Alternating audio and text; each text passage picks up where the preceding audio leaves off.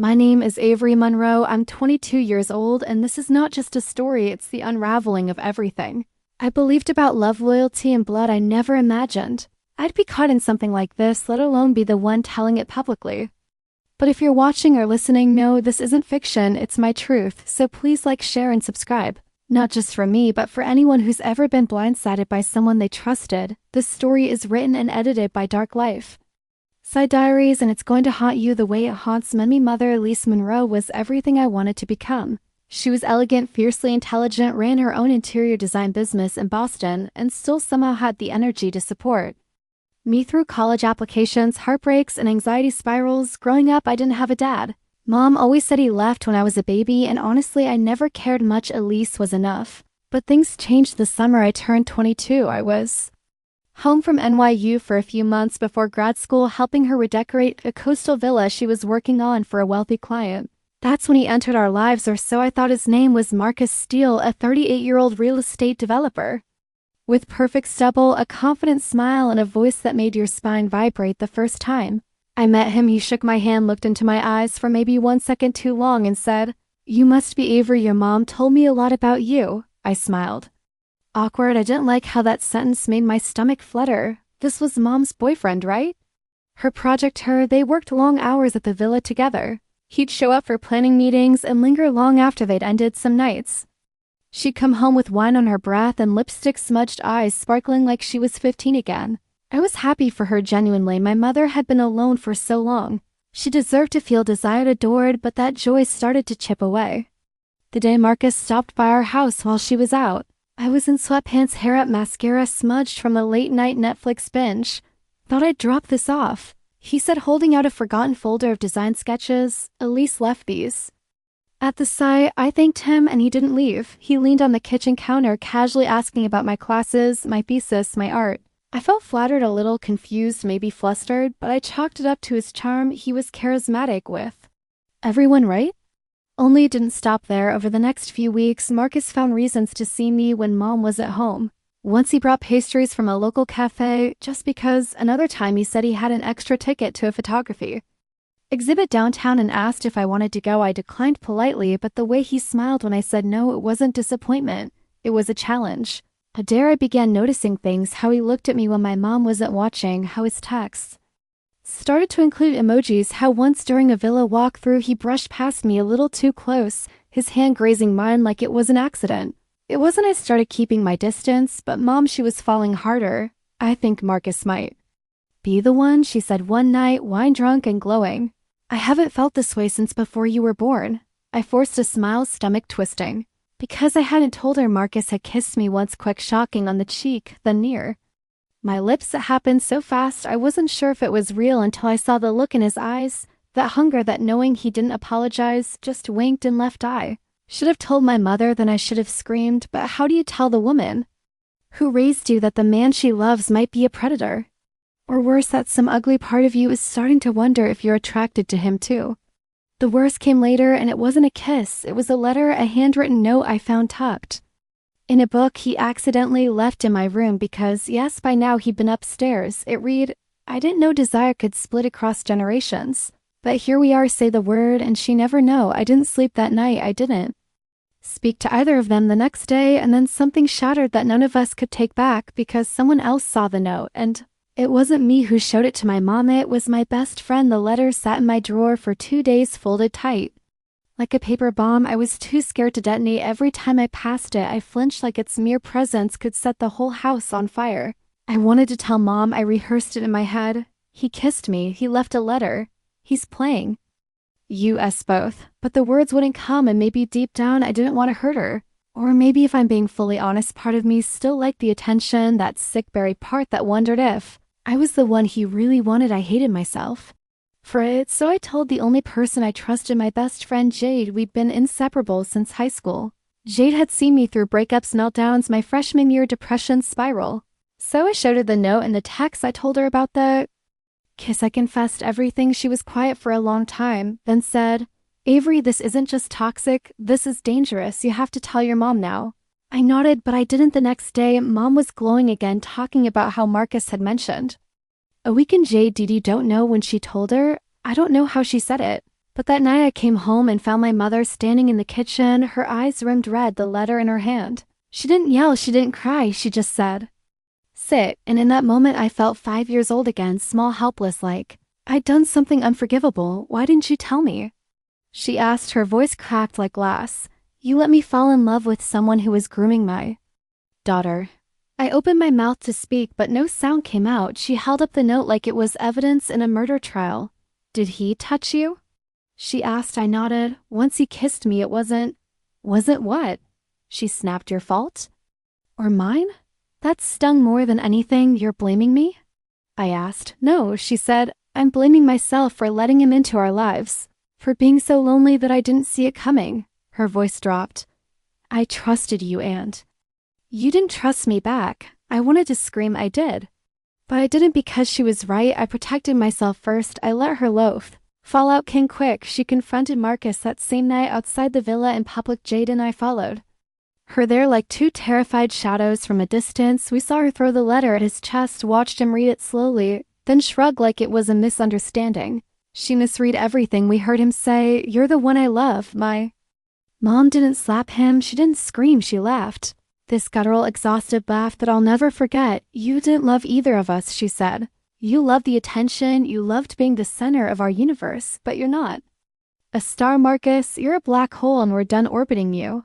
With that, she walked away just like that, but nothing felt finished there. Days that followed were silent, cold. My mom barely spoke to me. She moved her things into the guest room. Our house felt like a crime scene. I tried to explain myself over and over. I didn't want him. I didn't let it go anywhere, I swear. She nodded, but the space between us kept growing. Not because she hated me, but because she didn't know how to forgive me or herself. Meanwhile, Marcus disappeared. No calls, no text. It was like he'd never existed until one morning I opened Instagram and saw him with someone new. Her name was Talia Young, maybe 19A. Singer-songwriter, tagging him in. Beach photos, his hand on her waist, his comment, Muse. The same word he used on my mom. The same word he whispered to me once after sketching a charcoal portrait of my face without asking. That was his game. He didn't love, he collected women. Weren't partners to Marcus, they were portfolios. I showed the photo to mom. She didn't flinch. Block him, she said, and let's never say his name again. I did, but forgetting isn't healing. That takes more. That takes truth, and my truth was this. I had to forgive myself for enjoying his attention. I had to forgive her for being too busy to notice the cracks. And she had to forgive me for breaking her heart in a way I never meant to. One night, weeks later, we sat outside under the praha. Star silent, then she said, "You know what hurt the most? That you thought I'd choose him over you." I whispered, I just didn't want to break you. She smiled sadly. You never broke me, he did. But I'm still standing, and... So are you, but this story isn't quite done because 2 years later I saw Marcus again in a different city, on a different coast with someone else's daughter on his arm. 2 years passed, and though time dulled the sting, it didn't erase the bruise after therapy, distance, and rebuilding trust with my mother. I finally felt like I was learning how to breathe in my own skin again. I finished grad school. I moved to Seattle. I got a fresh start, or so I believed, one cloudy Tuesday. I was walking downtown after a gallery shift when I saw Marcus Steele standing outside a bookstore with his arm around a girl who couldn't have been more than 20. Her long, red hair was tied back in a ribbon. Her laugh was high and bright, the kind of sound you can hear across traffic. He was doing it again. My stomach dropped. I froze across the street, watching like a stranger in my own nightmare. He hadn't aged a day, still in his slim-cut blazer, still exuding fake vulnerability like perfume. And the way he touched the girl's back, too possessive, too casual, it was a pattern I remembered. That hand on my shoulder, my waist, my mother's lower back, my breath hitched. I wanted to scream across the road. He's a predator. Get away from him. But I didn't. I walked away trembling, unsure if I was afraid or furious. That night, I called my mom. She answered on the first ring. I told her everything. She didn't say much, just, "Then it's time we end this properly." And that's how it began, the slow, calculated decision to expose him. We didn't want revenge. We wanted to prevent the next girl from becoming another sketch in his collection. My mom reached out to Sophie, his ex before her, the one with the restraining order. It took some convincing, but eventually Sophie agreed to talk. Then I messaged Talia, the singer-songwriter he dated after me. She was hesitant at first. Then she replied with, "You too?" That broke me because there were many more. One by one we built a small network of women Marcus had gaslit, ghosted, used emotionally, bled dry. One had lost her job after a breakdown.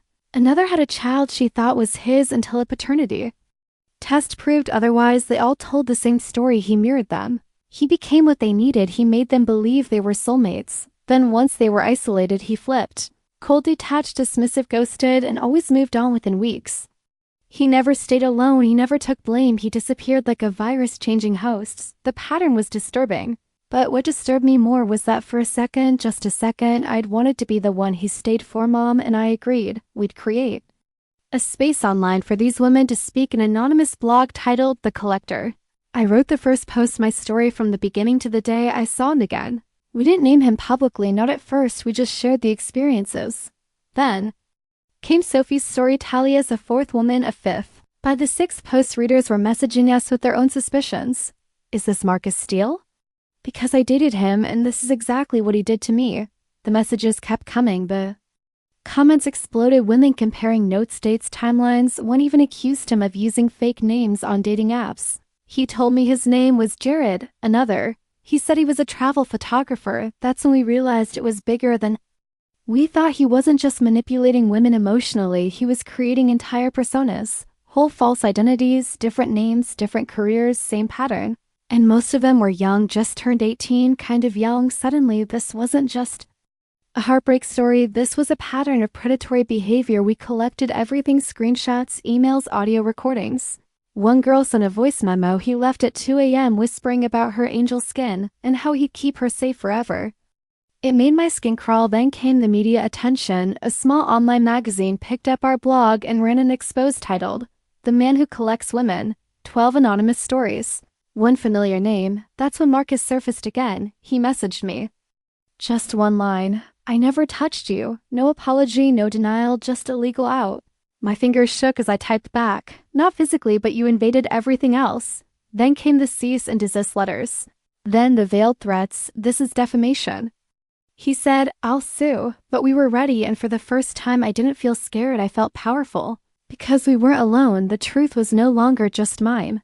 It was ours. We were not his muses. We were not his mistakes. We were his evidence. And he had left a trail, but the story isn't over until he stopped, and that we decided would happen in court because one of the girls? She was underage when it started. She finally agreed to press charges. The courtroom was small, gray, and smelled like old dust and fear, but to me it felt like the final battleground of everything I had endured and survived. Marcus Steele sat just 20 feet away, wearing a navy suit and that same smug calmness that once fooled both my mother and me. But this time he wasn't in control. This time the women he manipulated, ghosted, gaslit, and damaged were finally united, not as victims, but as witnesses. And right there beside me, clutching my hand with a strength I hadn't seen in years, was my mom, Elise Monroe, the woman he tried to tear apart from me, the woman I nearly lost. The woman who now looked him dead in the eye as we helped another girl bring him to justice. The girl's name was Cassie. She was 19 when she met Marcus. He told her he was 28. He was 40. He messaged her under a fake name, invited her to model for him, got her alone in his loft, and crossed boundaries. He ghosted her after 6 weeks, left her emotionally shattered in therapy for a year, and she, God bless her strength, chose to be the one to say enough. She filed charges for misrepresentation, coercion, and misconduct involving a minor. And that's when we came in, all of us 24 women. Every one of us submitted statements. We showed the letters, the DMs, the voicemails, the blog. We proved the pattern, the manipulation, the timeline. His defense attorney tried to twist it. These women are bitter, jealous. They're trying to ruin a man's life because he didn't want them. But the truth was too loud now, too real, too damning. It took weeks. The media caught fire. We were labeled the Collector's Choir by one journalist, and the name stuck.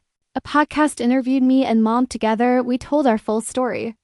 From the kiss to the letter to the silence between us to the night we chose each other again, people listened, people believed us.